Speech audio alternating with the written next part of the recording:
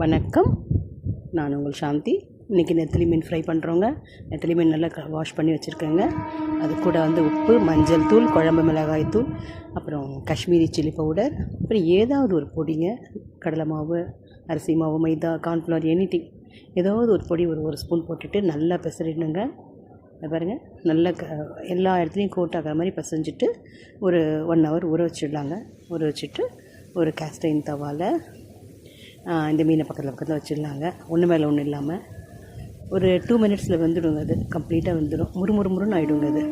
இது deep fry பண்ணணும்னு அவசியம் இல்லைங்க. இப்படியே கூட வறுக்கலாம். நான் ஒரு 4 பேட்சாக வறுத்தேங்க.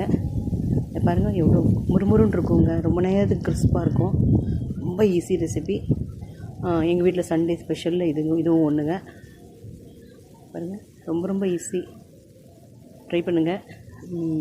எப்படி வந்ததுன்னு சொல்லுங்கள். ஃபேன்சியாக எந்த மசாலாவும் போடலைங்க. நான் பேசிக் மசாலாஸ் தாங்க.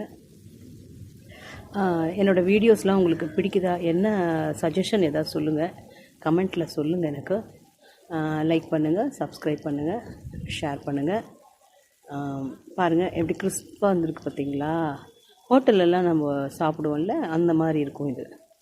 ஏன்னா அந்த மாவு போடுறோம் இல்லையா, அது தோசைக்கல்லையும் ஒட்டாமல் இருக்கும். அதே டைமில் முறுமுறுன்னு இருக்கும். ட்ரை பண்ணுங்கள். எப்படி வந்ததுன்னு எனக்கு சொல்லுங்கள். பாருங்கள்,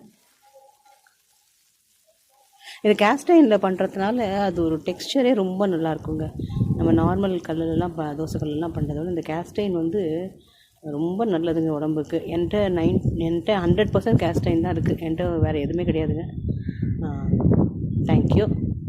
பாருங்கள், இவ்வளோ கிறிஸ்பியாக இருக்குது. தேங்க்யூ.